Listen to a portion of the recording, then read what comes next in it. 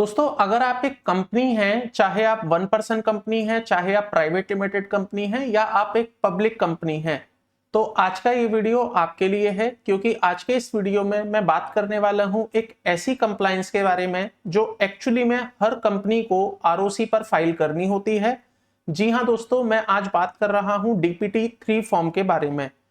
दोस्तों, अगर आप एक कंपनी हैं तो ऐसे में आपको हर साल एक कंप्लायंस फुलफिल करनी होती है जिसका नाम है डीपीटी 3। और एक्चुअली में ये बहुत इंपॉर्टेंट कंप्लायंस है जो आप सभी लोगों को फुलफिल करनी है बीइंग अ कंपनी। कंपनी में आप चाहे वन पर्सन कंपनी है, चाहे आप प्राइवेट लिमिटेड कंपनी है या आप एक पब्लिक कंपनी है, इवन इफ अगर आप एक सेक्शन 8 कंपनी है तो भी आपको ये वाला फॉर्म फिल करना जरूरी है। तो आइए आज का वीडियो करते हैं स्टार्ट, समझते हैं ऑल अबाउट द डीपीटी 3, जिसमें मैं दो चीजें कवर करूंगा बेसिकली, इसका लीगल प्रोविजन और उसके साथ साथ how to file this form on the MCA portal. दोनों ही एरियाज पर आज के इस वीडियो में बात करेंगे। आइएगा दोस्तों, आज का वीडियो करते हैं स्टार्ट अबाउट द डीपीटी 3।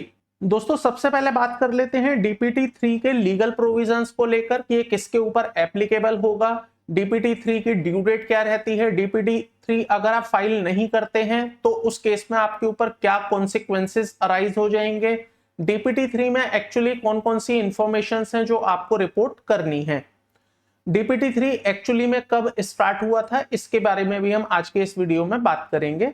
तो सबसे पहले बात कर लेते हैं दोस्तों एप्लीकेबिलिटी को लेकर।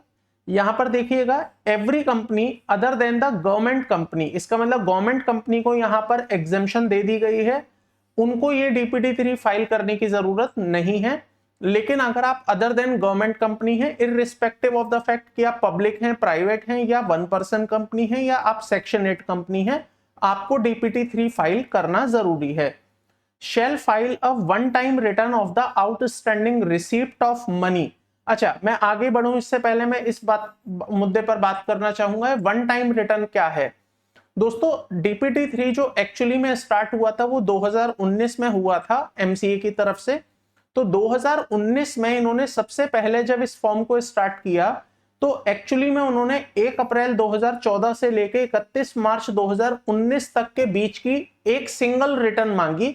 उन्होंने बोला कि इस पर्टिकुलर पीरियड के बीच में जो आपका डेटा है वो आप हमें एक वन टाइम रिटर्न के अंदर प्रोवाइड कर दीजिए और उसके बाद फिर हम हर साल आपसे ईयरली बेसिस पर इस रिटर्न को भरवाएंगे, which is in the name of DPT 3।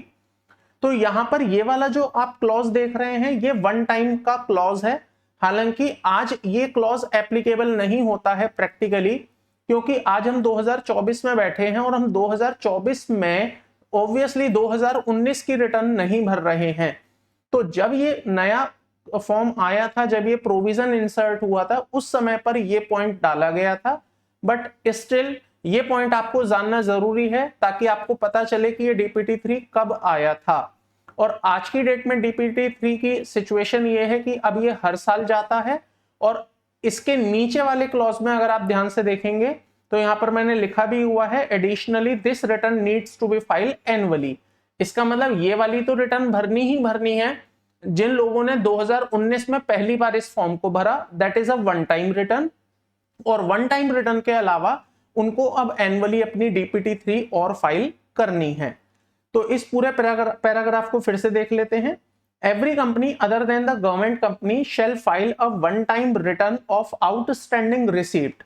जो भी आपकी आउटस्टैंडिंग रिसीट्स हैं या जो भी आउटस्टैंडिंग मनी है, आउटस्टैंडिंग मतलब जो आपको देना है, आपके बुक्स में जो लाइबिलिटी वाला साइड है, I am talking about that part only. तो यहां पर असेट के बारे में बात नहीं हो रही है, आपकी जो लाइबिलिटीज हैं जो आपको पे करनी है as an loan, as an deposits, as an outstanding money, उसके बारे में यहां बात हो रही है। 1 अप्रैल 2014 से 31 मार्च के बीच में जो भी हैं, as specified in DPT 3 within 90 days from the 31 March 2019 along with the applicable fees.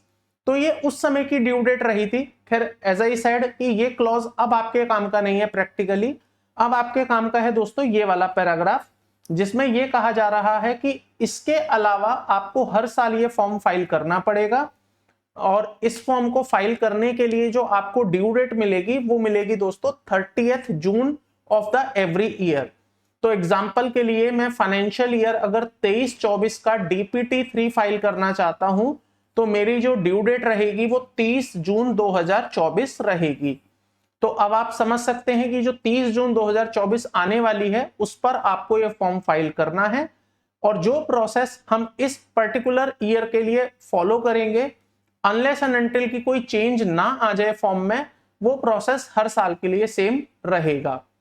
दोस्तों ये फॉर्म अपने आप में क्यों इंपॉर्टेंट है, क्योंकि इस फॉर्म को लेकर काफी सारे कंफ्यूजन्स रहते हैं लोगों में क्लैरिटी नहीं है कि लोन रिपोर्ट करना है, डिपॉजिट रिपोर्ट करना है, एग्जैक्टली फॉर्म कैसे भरना है, किसको भरना है।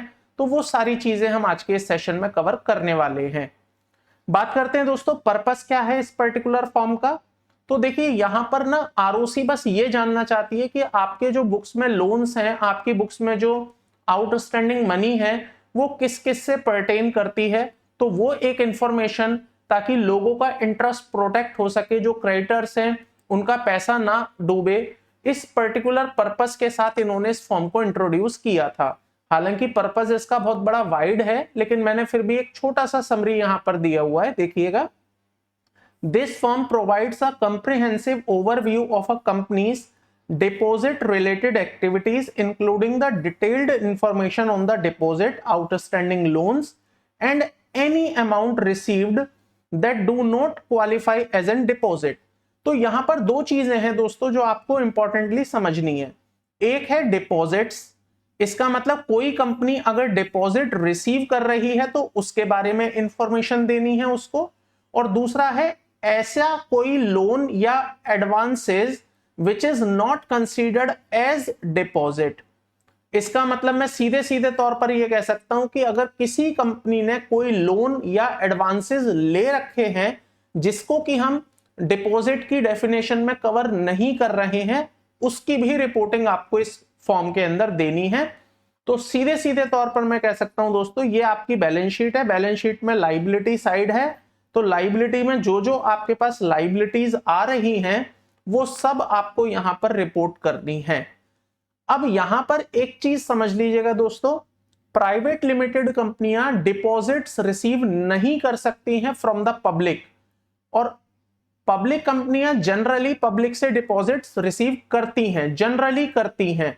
तो ऐसे में प्राइवेट लिमिटेड कंपनियों के ऊपर क्या ये फॉर्म एप्लीकेबल होगा? The answer is yes. Sir एक तरफ तो आप कह रहे हो कि प्राइवेट लिमिटेड कंपनियां डिपॉजिट रिसीव नहीं करती हैं, तो फिर आप इस फॉर्म को क्यों प्राइवेट लिमिटेड कंपनी के लिए एप्लीकेबल होने की बात कर रहे हो? क्योंकि दोस्तों अगर आप ध्यान से यहां देखेंगे तो मैंने एक वर्ड लिखा है outstanding loan and any amount received that do not qualify as an deposit. तो कंपनीज एक्ट के अंदर रूल के अंदर क्लियरली मेंशन किया गया है कि what things are to be considered as an deposit and what things are not considered as an deposit. So ये फॉर्म केवल और केवल डिपॉजिट के बारे में बात नहीं करता। ये फॉर्म ऐसा नहीं कहता कि केवल आपने जो डिपॉजिट्स ली हुई हैं उनके बारे में आप हमें इस फॉर्म के अंदर बताइए। रादर ये फॉर्म कहता है कि जो आपने डिपॉजिट्स रिसीव करी हैं उसके बारे में भी बताइए, और अगर आपने कोई और अमाउंट रिसीव किया हुआ है which is again outstanding as on 31 March which is not considered as an deposit as per the meaning of companies act, तो उसके बारे में भी आप हमें यहां पर रिपोर्टिंग देंगे। जैसे सर कौन कौन सी चीजें हैं दोस्तों? वो जो चीजें मैं आपको बताने जा रहा हूं उसके लिए एक्चुअली में एक रूल है, आप गूगल पर उस रूल को चेक कर लीजिएगा। मैं रूल का नंबर आपको कोट कर देता हूं यहां पर। उसमें एक्चुअली आपको एक अच्छी खासी लिस्ट मिलेगी जिन आइटमों को कंपनी लॉ के हिसाब से डिपॉजिट कंसीडर नहीं किया जा रहा है। अब वो रूल आप चेक कर लीजिएगा गूगल पर। आप गूगल पर सिंपली इतना सर्च कर लीजिएगा कंपनी रूल 21C। अगर आप इतना डालते हुए चेक करेंगे तो आपको एक लिस्ट दिखाई देगी, जिस लिस्ट के according you will see certain transactions, certain nature of amount which are not considered as deposit। तो टेक्निकली अगर मैं आपको समराइज करके बोलूं तो कंपनी एक्ट के हिसाब से डिपॉजिट्स दो तरह की हो सकती हैं। एक तो वो जो प्योर मीनिंग के हिसाब से डिपॉजिट है, और एक वो जो एग्जेम्प्टेड डिपॉजिट है। तो ये जो मैं वर्ड यूज कर रहा हूं ना एग्जेम्प्टेड डिपॉजिट, एक्चुअली में एग्जेम्प्टेड डिपॉजिट का मतलब ये है कि ये हालांकि में डिपॉजिट है नहीं, लेकिन लॉ इसको डिपॉजिट मान रहा है ताकि आपसे वो इस फॉर्म के अंदर उसको कवर करवा सके। जैसे मैं एग्जांपल के लिए 2-3 आइटम इसमें बताना चाहूंगा। मान लीजिए आप एक प्राइवेट लिमिटेड कंपनी है, क्या आप अपने डायरेक्टर से लोन ले सकते हैं? जी हां, ले सकते हैं। तो ये जो लोन फ्रॉम डायरेक्टर है इसको हम कहेंगे एग्जेम्प्टेड डिपॉजिट, और एग्जेम्प्टेड डिपॉजिट आपको रिपोर्ट करना है डीपीटी 3 में। दूसरा केस बताते हैं। सर मान लीजिए आप एक प्राइवेट लिमिटेड कंपनी है, आपने अपने डायरेक्टर के किसी रिलेटिव से लोन ले लिया, ले सकते हैं या नहीं? बिल्कुल ले सकते हैं। तो इसको भी हम एग्जेम्प्टेड डिपॉजिट कहेंगे। इसका मतलब इसको भी हमें अपने डीपीटी 3 में रिपोर्ट करना है। सर एक और एग्जांपल लेते हैं। मान लीजिए मैंने बैंक से लोन लिया है, चाहे वो लोन सिक्योर्ड हो चाहे वो लोन अनसिक्योर्ड हो, इससे कोई फर्क नहीं पड़ता। मैंने अगर लोन लिया है बैंक से तो मुझे वो अपने डीपीटी 3 में रिपोर्ट करना है। That is again considered as exempted deposit. देखिए दोस्तों, ज्यादातर केसेस में प्राइवेट लिमिटेड कंपनियां हैं। अगर आप ये वीडियो देख रहे हैं, आप इस कोर्स में हैं जो कि आरडीवी क्लासेस प्रैक्टिकल कोर्स में इस वीडियो को इंक्लूड किया जाएगा, तो आपके पास प्राइवेट लिमिटेड कंपनीज हैं। Private limited companies generally deposits नहीं लेती हैं, तो उनको रिपोर्टिंग किस चीज की देनी है? फिर ऑब्वियसली उनको रिपोर्टिंग देनी है अपने एग्जेम्प्टेड डिपॉजिट्स की। और एग्जेम्प्टेड डिपॉजिट्स में क्या क्या कवर होता है? तो मैंने 3 आइटमें तो आपको बताई हैं।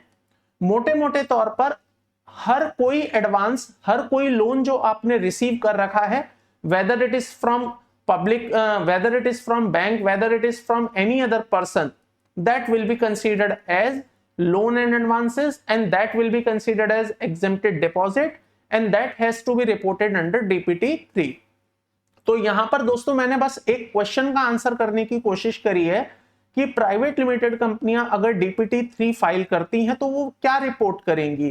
तो बड़ा सिंपल सा आंसर है, वो अपने जितने भी लोन्स हैं, whether it is a secured और unsecured, whether it is a short term और लॉन्ग टर्म, वो सब रिपोर्ट करेंगी। But make sure that loan must be outstanding as on 31 मार्च 2024। अगर आप फाइनेंशियल ईयर 23-24 के लिए डीपीटी 3 फाइल करना चाहते हैं तो। इतनी बात समझ आ गई है यहां तक सभी को? तो डीपीटी 3 एक्चुअली में यहां पर आपसे इंफॉर्मेशन मांगता है जो आपने डिपॉजिट्स रिसीव कर रखे हैं, आपके जो आउटस्टैंडिंग लोन्स हैं, और जो आपने अमाउंट रिसीव किया हुआ है, that is not considered as deposit, rather that is considered as exempted deposit. तो वो आप यहां पर रिपोर्ट करेंगे। The primary purpose of the form DPT 3 is to ensure transparency and regulatory compliances by reporting these financial activity and transactions. तो main purpose तो दोस्तों ये निकल के आता है डीपीटी 3 का। बात करते हैं अब कि किस किस को ये भरना जरूरी है। तो जैसा कि अभी मैंने बताया, all the companies except the government companies are mandatory to file the annual return on deposit and outstanding receipt not considered as deposit in form number DPT 3। देखिए दो चीजें हैं, मैं फिर रिपीट कर दूं, एक है डिपॉजिट और एक है वो अमाउंट जिसको डिपॉजिट कंसीडर नहीं किया जा रहा है। उसके लिए आप चेक कर लेना 21C कंपनीज रूल का। कंपनीज रूल में जब आप गूगल करेंगे तो आपको मिल जाएगी पूरी list. So this requirement is applicable to a private limited company, however they can not receive the deposit but still they can receive some other transaction which is not considered as deposit, rather they are considered as exempted deposit, and the exempted deposit is still required to be reported under DPT 3। Public company is also required, 1% company is also required, section 8 company अगर आप हैं तो आपके लिए भी दोस्तों ये form file करना जरूरी है। बात करते हैं डीपीटी 3 है क्या। तो डीपीटी 3 में मैंने दो चीजें बोली हैं, एक डिपॉजिट्स रिपोर्ट करनी है और एक दूसरा अदर देन डिपॉजिट्स जो अमाउंट है like loan and advances, that has to be reported. So DPT 3 is a return of deposit that company must file to provide comprehensive information about their deposits. Deposits क्या होता है? So any amount of money received by company that qualify as a deposit under the Companies Act 2013 is considered as deposit that has to be reported. हालांकि private limited कंपनियां deposit receive नहीं करती हैं तो वहां आपको ये देखने को नहीं मिलेगा। नाउ सेकंड क्या इंक्लूड होगा, आउटस्टैंडिंग रिसीट ऑफ लोन और money other than deposit. So this include any money received by the company that is not classified as deposit, वो आपको यहां रिपोर्ट करना है। कुछ एग्जांपल समझ लेते हैं दोस्तों डिपॉजिट के और एग्जेम्प्टेड डिपॉजिट के, जिसके बारे में मैंने अभी आपसे बात करी। सो डिपॉजिट का मतलब हो गया deposit receive from share holder और public in case of a public companies which are considered as deposit under the companies act. और जैसा कि मैंने आपको बोला केवल पब्लिक कंपनियां ही हैं जो डिपॉजिट रिसीव कर सकती हैं, private companies can not receive the deposits. Now loans क्या हैं, मनी बोरोड फ्रॉम डायरेक्टर और देयर रिलेटिव। एडवांसेस क्या है, advances payment receive from the customer for a future supply और गुड्स और सर्विसेज। तो इसका मतलब तीन चीजें हैं दोस्तों यहां पर, एक हो गई डिपॉजिट, एक हो गया लोन और तीसरा है यहां पर एडवांसेस। क्या तीनों ही आपको रिपोर्ट करने हैं? द आंसर इज यस, आपको तीनों ही रिपोर्ट करने हैं। सिक्योरिटी डिपॉजिट्स भी रिपोर्ट करनी है क्या? The answer is yes. Any money received as an security for the performance of contract is also considered as deposit and that has to be reported in the DPT 3। हालांकि private limited कंपनियां security deposit receive कर सकती हैं, public deposit receive नहीं कर सकती हैं। जो प्राइवेट डिपॉजिट्स हैं लाइक सिक्योरिटी डिपॉजिट, इस तरह के वो डिपॉजिट रिसीव कर पाती हैं। अगर आप एक कंपनी है और आपने इंटर कॉर्पोरेट लोन लिया हुआ है, इंटर कॉर्पोरेट लोन का मतलब होता है एक कंपनी दूसरी कंपनी को लोन दे रही है या एक कंपनी के ही अंदर जो सब्सिडरी है, होल्डिंग से सब्सिडरी एसोसिएट कंपनी है, वो एक दूसरे को लोन दे रही हैं, that is called inter corporate loan. तो वो भी यहां पर रिपोर्ट किया जाएगा डीपीटी 3 में। तो इसका मतलब DPT 3 is not only limited to deposits, rather it is expanded to the loan और एडवांसेस। इतनी बात यहां तक सभी को क्लियर है? नाउ बात करते हैं what is the due date of DPT 3। तो as I said 30th June 2024 आपकी ड्यू डेट है फाइनेंशियल ईयर 23-24 के डीपीटी 3 की। अगर आप ये फॉर्म 30 जून तक फाइल नहीं करते हैं तो definitely you will be bear late fees. जब आप एमसीए पोर्टल पर इस फॉर्म को 30 जून के बाद फाइल करेंगे तो आपसे लेट फीस भी चार्ज की जाएगी over and above the normal fees.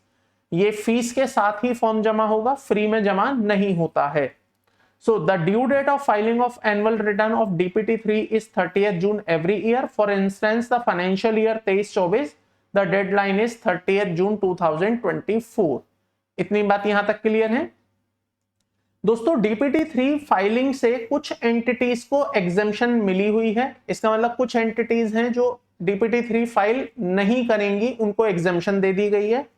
Certain companies are exempted from the requirement to file DPT-3 annually, which includes government company. As I said, government company को ये फॉर्म नहीं भरना है।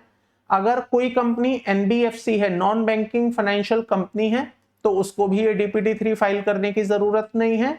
एंड सिमिलरली अगर कोई कंपनी हाउसिंग फाइनेंस कंपनी है तो उसको भी ये फॉर्म फाइल करने की जरूरत नहीं है।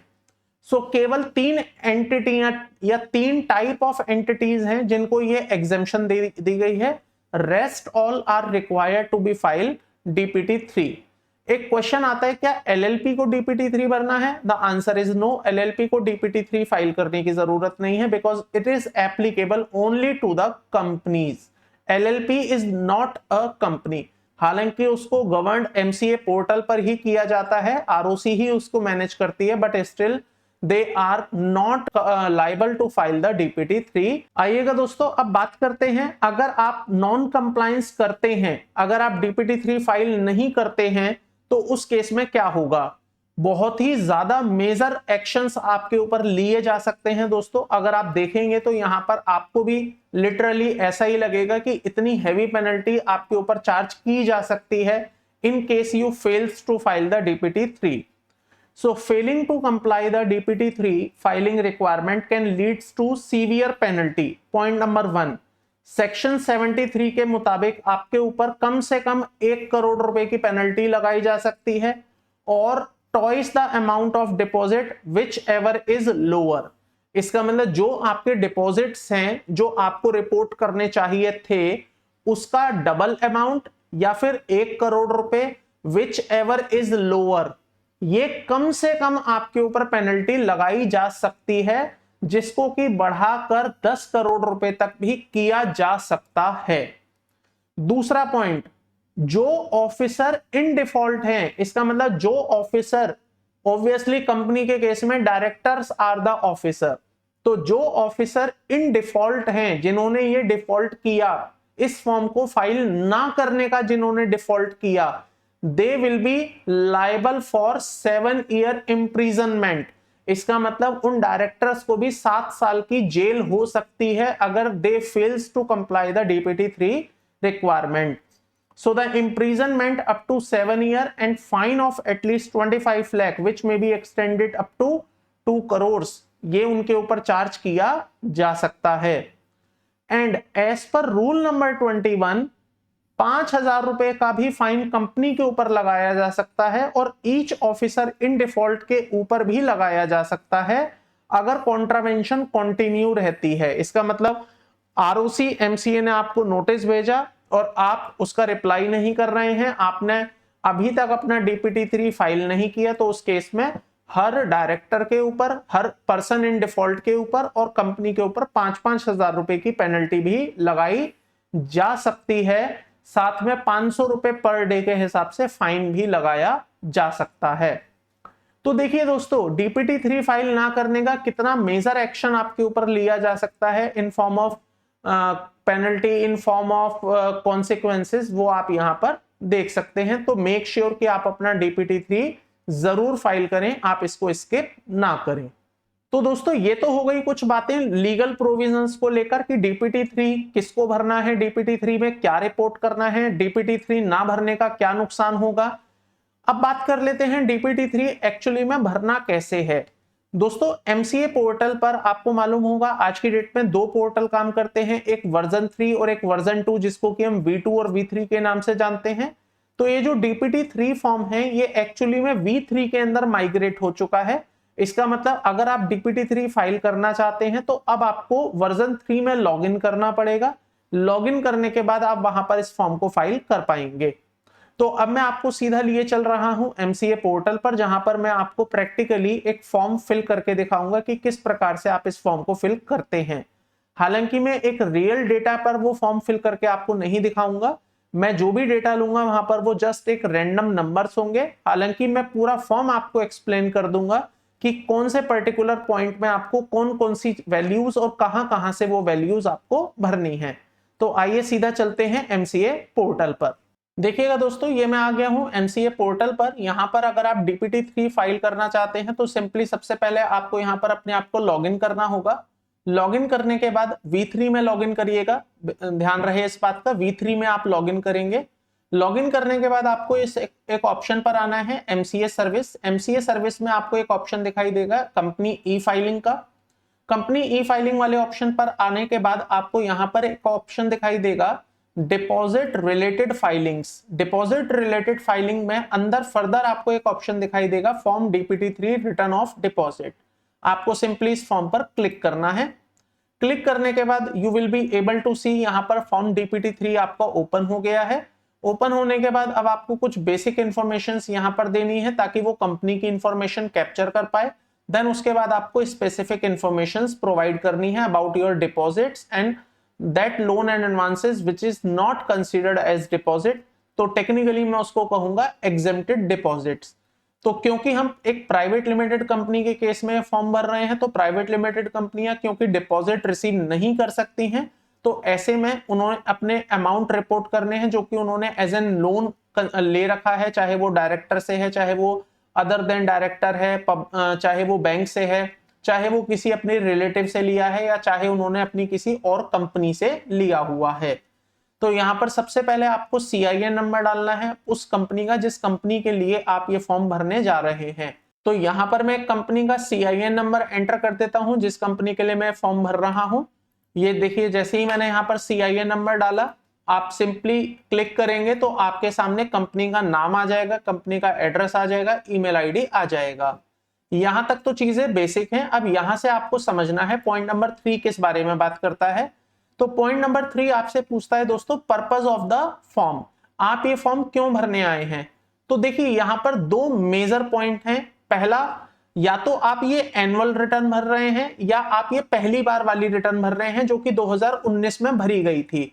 दोस्तों अगर आप ये वन टाइम रिटर्न भर रहे हैं 2019 वाले केस में, जो कि मैंने बोला आज की डेट में प्रैक्टिकली उतना इंपॉर्टेंट नहीं है क्योंकि आज कोई भी 2019 की रिटर्न नहीं भर रहा होगा, तो जो भी रिटर्न आप भर रहे होंगे आज की डेट में 2024 में वो एनुअल रिटर्न होगी। तो ये जो पॉइंट नंबर 4 आप देख पा रहे हैं ना, ये वाला, ये तो हो गया सर वन टाइम रिटर्न के लिए। अगर आप वन टाइम वाली रिटर्न भर रहे हैं that is applicable from 2014 to 2019, तो उस केस में आप इस वाले ऑप्शन पर टिक करेंगे। टिक का मतलब आप इस वाले बॉक्स को सर्कल को सेलेक्ट कर लेंगे।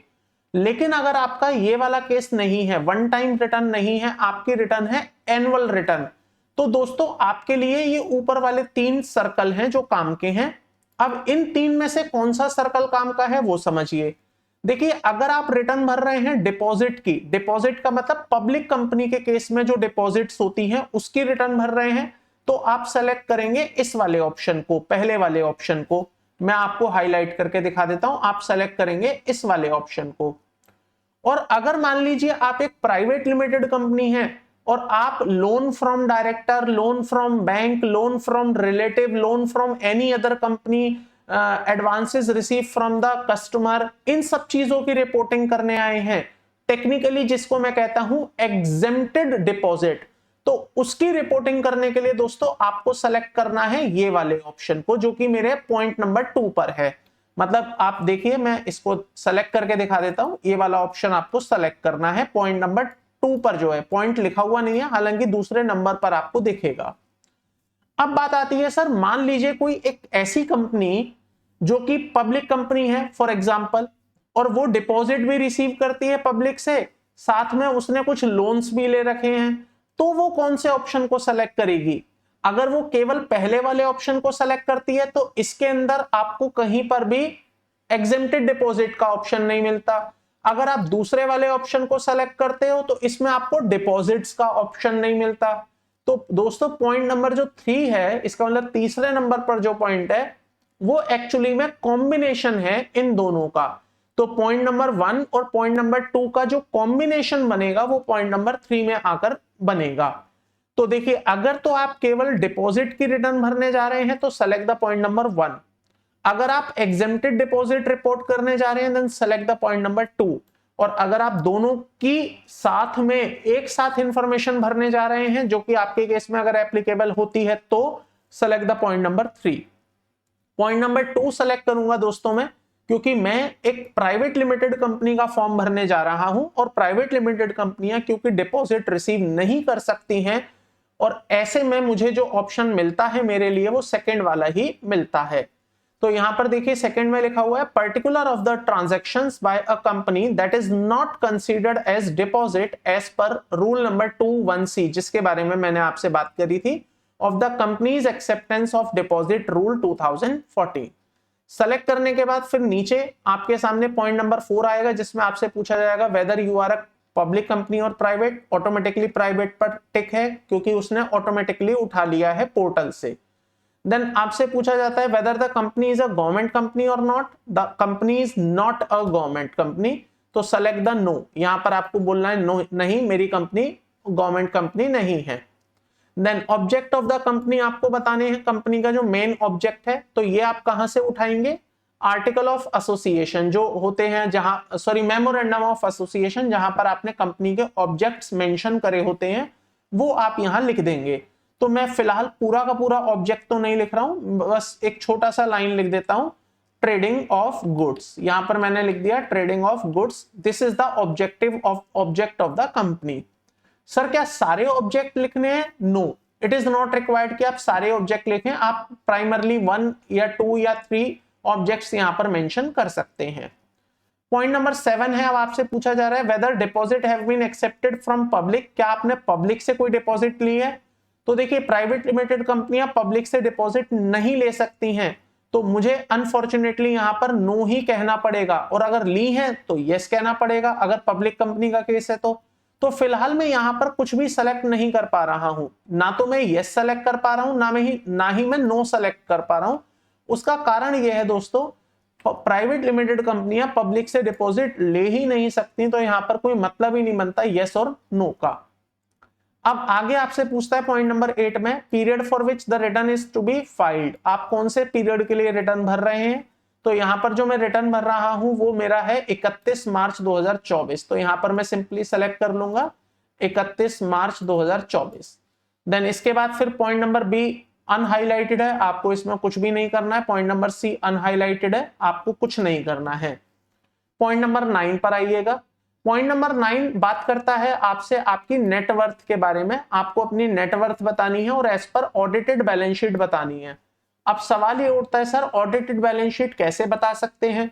30 जून को आप हमसे डीपीटी 3 की रिक्वायरमेंट फुलफिल करवाते हो, जबकि ऑडिट होगा सितंबर में जाकर या अगस्त में जाकर, जब मेरे बुक्स ऑफ अकाउंट्स फाइनल हो जाएंगे। तो मैं कैसे दे सकता हूं ऑडिटेड फाइनेंशियल स्टेटमेंट के हिसाब से नेटवर्थ?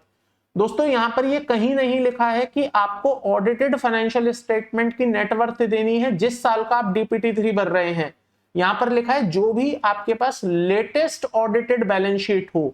तो लेटेस्ट का मतलब ये हो गया, अगर मैं फाइनेंशियल ईयर 23-24 के लिए डीपीटी 3 भर रहा हूं तो ऑब्वियसली फाइनेंशियल ईयर 22-23 का तो मेरा ऑडिट हो ही चुका होगा।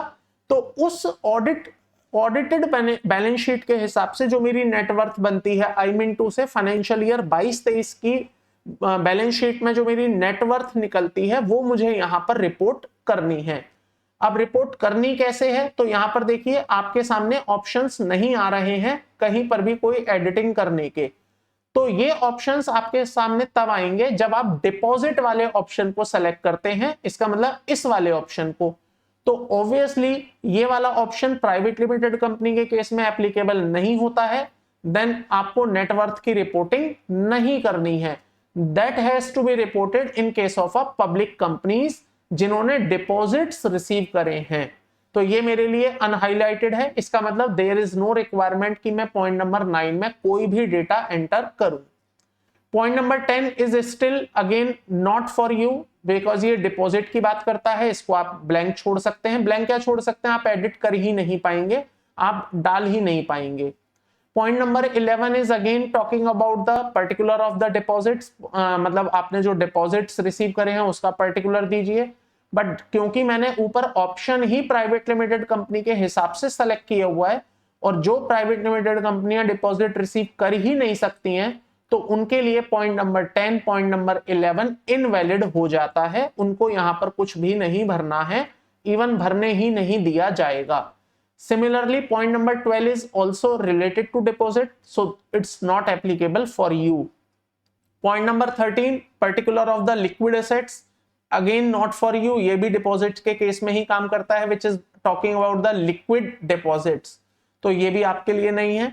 Point number 4 में बात करते हैं चार्ज की। क्या आपके ऊपर कोई चार्ज क्रिएट हुआ है? अगर हुआ है तो वो आप यहां बताएंगे, अगर नहीं तो नहीं, मतलब खाली छोड़ देंगे। ये भी ना ऑटोमेटिकली उठाएगा दोस्तों। अगर आपकी कंपनी के अगेंस्ट कोई भी चार्ज क्रिएट हुआ है तो आपने CHG1 CHG9 भरा होगा, वहां से उसके SRN के बेसिस पर ये ऑटोमेटिकली उसको उठा के ले आएगा। But still that is not applicable for my case. मैं प्राइवेट लिमिटेड कंपनी को बेसिकली टारगेट करते हुए फॉर्म बता रहा हूं, क्योंकि आई होप दोस्तों अगर आप एक पब्लिक कंपनी का फॉर्म फाइल कर रहे हैं तो आप इस वीडियो को यूट्यूब पर तो डेफिनेटली नहीं देख रहे होंगे। तो यहां पर जितने भी लोग आप ये वीडियो देख रहे हैं, मैं ज्यादा उम्मीद के साथ कह सकता हूं कि आप ज्यादातर लोग प्राइवेट लिमिटेड वाले लोग हैं, तभी आप यूट्यूब पर इस वीडियो को देख रहे हैं और डीपीटी 3 कैसे बनाना है इसकी बात कर रहे हैं। And same is the case with my applicable practical course, जो कि मेरा आरडीवी क्लासेस ऐप पर है। तो वहां पर भी जो लोग एनरोल्ड हैं और इस वीडियो को देख रहे हैं, तो वो भी प्राइवेट लिमिटेड कंपनी के पर्सपेक्टिव से ही इस वीडियो को देख रहे हैं। नाउ इतना काम करने के बाद आपको सिंपली नेक्स्ट पर क्लिक करना है। अब दोस्तों यहां पर आपको देनी है आपकी उन इंफॉर्मेशंस की उन पॉइंट्स की जानकारी जो अदर देन डिपॉजिट कंसीडर किए गए हैं, like your loan and advances from director, from relative, from company, from bank, any other. आपको कोई एडवांस मिला हुआ है for advance for a service और एडवांस फॉर अ गुड्स, वो आपको यहां पर रिपोर्ट करना होगा। अब करना कैसे है तो उसकी जानकारी देखिए यहां से शुरू हो जाती है। सबसे पहले point number 15, particular of the receipt of money और loan by a company but not considered as deposit at the end of the financial year in terms of clause C, sub rule number 1, rule number 2 of the company's acceptance of deposit rule 2014। तो यहां पर आपको reporting देनी है। अब आइए यहां से हम स्टार्ट करते हैं। सबसे पहला पॉइंट है अमाउंट रिसीव फ्रॉम। आपने सेंट्रल गवर्नमेंट से कितना अमाउंट रिसीव किया हुआ है as an deposit, as an loan, वो आपको बताना है। ओपनिंग बैलेंस बताना है आपको, ओपनिंग में कितना था। फिर ड्यूरिंग द ईयर आपने एडिशनल और कितना ले लिया, ड्यूरिंग द ईयर आपने कितना पे कर दिया, कोई और एडजस्टमेंट अगर हुई है ड्यूरिंग द ईयर वो बताइए, और फाइनली फिर आपको बताना है आपका क्लोजिंग बैलेंस कितना बचता है। क्लोजिंग बैलेंस बताने के बाद फिर आपको एजिंग बतानी है। Loan outstanding for less than equal to 1 year है, 1 से 3 ईयर में आता है या मोर देन 3 ईयर में आता है। तो 3 बातें हैं दोस्तों यहां पर समझ लीजिए। आपको ओपनिंग बैलेंस बताना है, ड्यूरिंग द ईयर की मूवमेंट बतानी है, कितना नया लिया, कितना रीपे किया, क्लोजिंग बैलेंस बताना है। और इतना ही नहीं, आपको एजिंग भी बतानी है फिर उसकी, कि ये जो मेरा आउटस्टैंडिंग लोन है 31 मार्च का, वो एक्चुअली में किस एज में फॉल करता है। 1 साल से कम का है, 1 साल से 3 साल के बीच का है, या 3 साल से ज्यादा का है। तो ये एजिंग आपको यहां पर देनी है। आपके बुक्स ऑफ अकाउंट्स में जो जो एप्लीकेबल पॉइंट्स हो उनके सामने आपको रिपोर्टिंग देनी है। तो जैसे मान लीजिए मेरे केस में मैं बोलता हूं, मेरे को सेंट्रल गवर्नमेंट से मैंने लोन लिया हुआ है और वो लोन मेरा ओपनिंग बैलेंस है 15,000 रुपए का। ड्यूरिंग द ईयर मैंने कोई नया लोन नहीं लिया, ड्यूरिंग द ईयर मैंने रीपेमेंट कर दी है लेट्स से 3,000 की, तो ऑब्वियसली क्लोजिंग बैलेंस मेरा 12,000 रुपए रह जाएगा। आई एम अज्यूमिंग कि मैंने कोई एडजस्टमेंट नहीं करी है। अब ये जो 12,000 रुपए है, ये हो सकता है 1 साल से कम वाले एजिंग में आता हो, 1 से 3 में आता हो, या हो सकता है 3 से ज्यादा में आता हो। तो मान के चलते हैं 12,000 रुपए मेरा 1 से 3 वाली एजिंग में है, तो मैंने यहां पर मेंशन कर दिया।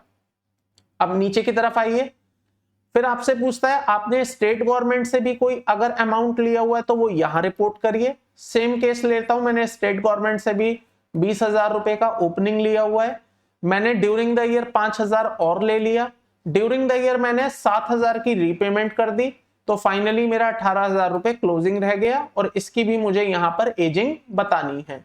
तो ये मान लीजिए मैं एजिंग बता देता हूं कि 18,000 रुपए यहां का है, सिंपली मैंने ये बता दिया। अब इसके नीचे आएंगे तो यहां पर लोकल अथॉरिटी से अगर आपने कोई अमाउंट लिया हुआ है वो बताना है। अगर आपने कोई अमाउंट स्टैट्यूटरी अथॉरिटी से लिया हुआ है तो वो आप यहां रिपोर्ट करेंगे। अगर कोई अमाउंट आपने फॉरेन गवर्नमेंट से लिया है, फॉरेन इंटरनेशनल बैंक से लिया है, मल्टीलेटरल फाइनेंशियल इंस्टीट्यूशन से लिया है, then foreign government owned development financial institution से, foreign credit, foreign export credit agency से, फॉरेन कोलैबोरेटर से, फॉरेन बॉडी कॉर्पोरेट से, फॉरेन सिटीजन से, जिससे आपने रिस्पेक्टिव पॉइंट्स के अगेंस्ट कोई भी अमाउंट लिया हुआ है which is considered as loan or advances, it means as per rule 21C which is considered as exempted deposit, वो आप यहां पर 1 by 1 रिपोर्ट करते रहेंगे। आपको दोस्तों ये हर पॉइंट देखो पढ़ना पड़ेगा, काफी लंबी लिस्ट है, मैं एक एक पॉइंट को स्पीक आउट नहीं कर पाऊंगा ड्यूरिंग दिस वीडियो, बिकॉज अगर मैं वर्ड टू वर्ड इसे पढ़ने बैठूंगा तो वीडियो का लेंथ बहुत लंबा हो जाएगा। आई नो कि वैसे ही इस वीडियो का लेंथ लगभग 1 घंटे के आसपास पहुंच ही जाएगा इस पूरे फॉर्म को समझाते समझाते, बट स्टिल अगर मैं इनको वर्ड बाय वर्ड पढ़ने बैठ गया तो it will take a huge time. तो यहां पर आपको जस्ट आइडेंटिफाई करना है कि जो अमाउंट आप रिपोर्ट करने जा रहे हैं वो किस पर्टिकुलर लाइन के अगेंस्ट फिट बैठता है। एक्चुअली में आपको ये आइडेंटिफाई करना है कि जो लाइन है मेरी जिसको मैं अमाउंट को रिपोर्ट करने जा रहा हूं उसका सोर्स क्या है, तो उस सोर्स के अगेंस्ट आप यहां पर रिपोर्टिंग स्टार्ट कर देंगे। तो यहां पर हर पॉइंट आपको दोस्तों पढ़ना पड़ेगा, मैं इसे नहीं कंप्लीट कर पाऊंगा, एक एक वर्ड बाय वर्ड आप देख सकते हैं, मैं स्टिल अभी नीचे जाता जा रहा हूं और ये पूरी लिस्ट चलती जा रही है। इतना काम करने के बाद अब आपको दोस्तों नीचे आना है। मान लीजिए आपने पूरी रिपोर्टिंग कर दी है, हर एक अमाउंट आपने रिपोर्ट कर दिया जो कि आपके बुक्स ऑफ अकाउंट्स में आ रहा है और वो डेफिनेशन के हिसाब से, रूल के हिसाब से उसमें फिट होता है। तो अब नीचे की तरफ आना है आपको, क्रेडिट रेटिंग ऑब्टेन्ड आपको लिखना है अगर आपके केस में एप्लीकेबल होती है तो। हालांकि प्राइवेट लिमिटेड कंपनी के केस में क्रेडिट रेटिंग का कोई मतलब नहीं है, तो वो आप खाली छोड़ देंगे। देन इसके बाद सिंपली आपको नेक्स्ट पर क्लिक करना है। नेक्स्ट पर क्लिक करने के बाद यहां पर कोई एरर है, एक बार मैं देख लेता हूं। अच्छा, पहले इसको सेव कर दीजिए। सेव करने के बाद फिर आप नेक्स्ट पर क्लिक करिए। नेक्स्ट पर क्लिक करने के बाद अब आपको यहां पर अटैचमेंट का ऑप्शन देखने को मिलेगा। ट्रस्ट डीड आपको अटैच करनी है अगर आपके केस में एप्लीकेबल है तो। हालांकि आपके केस में नहीं है because you are a private limited company. List of depositor आपको अटैच करनी है एक्सेल फॉर्मेट में। हालांकि आपके लिए एप्लीकेबल नहीं है क्योंकि आप डिपॉजिट रिसीव नहीं कर पाते हैं बीइंग अ प्राइवेट कंपनी। और ऑप्शनल अटैचमेंट आपको देनी है अगर आप देना चाहते हैं, तो ये ऑप्शन देखिए आपके लिए खुला है। आप अगर ध्यान देंगे तो मैंने जब इस पर क्लिक किया तो मैं कुछ सेलेक्ट नहीं कर पा रहा था। देखिएगा मेरा कर्सर हो गया ब्लैक, देन यहां पर भी ब्लैक, लेकिन जब मैं यहां लाता हूं तो वो सेलेक्ट करने का मुझे ऑप्शन देता है। तो यहां पर आप सिंपली सेलेक्ट कर सकते हैं। अब इसमें नीचे आते हैं, तो नीचे आने के बाद यहां पर आपको डिक्लेरेशन पर डिटेल देनी है। I am authorise by the board of director, vide resolution number. तो यहां पर आपको सिंपली अपना रेजोल्यूशन नंबर डालना है, जिस रेजोल्यूशन नंबर से आपने डायरेक्टर को ऑथराइज किया है to sign the ROC forms. मान लीजिए मेरा रेजोल्यूशन नंबर है 06 और वो रेजोल्यूशन कब पास हुआ था जिसमें मैंने ऑथराइज किया था किसी भी डायरेक्टर को साइन करने के लिए। लेट से वो पास हुआ था 6 जून को, एक मैंने डेट ले ली है रफली। देन इसके बाद आपको कैटेगरी सेलेक्ट करनी है डायरेक्टर। डायरेक्टर के बाद आपको यहाँ पर DIN नंबर डालना है उस पर्टिकुलर डायरेक्टर का। तो मान लीजिए उस पर्टिकुलर डायरेक्टर का DIN है 8514789।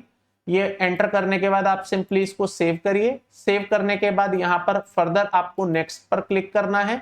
यहाँ पर देखिए कंपनी का CIN आ गया। अब ये पूरा का पूरा फॉर्म है जो आपने भरा था उसका एक व्यू आपको यहाँ पर दिखा रहा है। आप देख सकते हैं 2 एंट्रियां मैंने आपको करके बताई थी, दोनों एंट्रियां यहाँ पर आपको दिख रही हैं। सेम वे आप हर एंट्री को एंटर करेंगे जो जो आपके केस में एप्लीकेबल होती है। और दोस्तों मैं फिर आपको बोलूंगा ये पॉइंट्स आपको पढ़ने पड़ेंगे, बिना पढ़े देयर इज नो शॉर्टकट कि आप इसको फिल कर पाए। अब फाइनली जब आप सबसे नीचे आएंगे तो यहां पर अब आप इस फॉर्म को सबमिट कर सकते हैं। सबमिट जब आप इस फॉर्म को करेंगे तो यहां पर फिलहाल देखिए एक वैलिडेशन एरर आ गई है। और वैलिडेशन एरर बेसिकली ये है कि जो मैंने डायरेक्टर नंबर डाला है ना वो गलत है। मैं भी जानता हूं वो गलत है, मैंने रैंडमली ऐसे ही डाल दिया था, वो एक्चुअली में इस कंपनी से रिलेटेड नहीं है। तो इतना काम करने के बाद आपका दोस्तों फॉर्म सबमिट हो जाएगा। सबमिट होने के बाद डाउनलोड करिए PDF, DSC अटैच करिए। अटैच करने के बाद आप सिंपली इस फॉर्म को जब अपलोड कर देंगे, फीस की पेमेंट कर देंगे, तो आपका ये फॉर्म फाइल माना जाएगा। और 2, 3, 4, 5 घंटों में मैक्सिमम आपको ईमेल भी आ जाएगा कि आपका फॉर्म एक्सेप्ट हो गया और प्रोसेस कर दिया गया है। So that is the requirement of DPT3 and the process how to prepare it and how to file it. I hope आपको ये क्लियर हो गया होगा। एंड मैं उम्मीद करता हूं कि इस वीडियो को देखने के बाद आप अपनी कंपनीज के केस में या अपने क्लाइंट्स के केस में आप DPT3 खुद से बना पाएंगे, फाइल कर पाएंगे। And I am also hopping कि आपको एक लीगल प्रोविजन भी क्लियर हो गया होगा कि DPT3 में एक्चुअली क्या चीजें रिपोर्ट करनी है, किसको रिपोर्ट करनी है और कौन यहां पर रिपोर्टिंग से एग्जेम्प्टेड है। आई होप दोस्तों आज का ये वीडियो आपको पसंद आया होगा। अगर आपको ये वीडियो पसंद आया तो प्लीज वीडियो को लाइक करिएगा, साथ में चैनल को भी सब्सक्राइब कर दीजिएगा एंड बेल आइकन को प्रेस करना मत भूलिएगा ताकि मेरे द्वारा लाए गए लेटेस्ट वीडियोस के नोटिफिकेशंस आपको मिलते रहें और आपसे कोई भी वीडियो मिस ना हो। तो आज के लिए इतना ही, आपसे मिलता हूं अपने नेक्स्ट वीडियो में। Till then thank you, bye bye.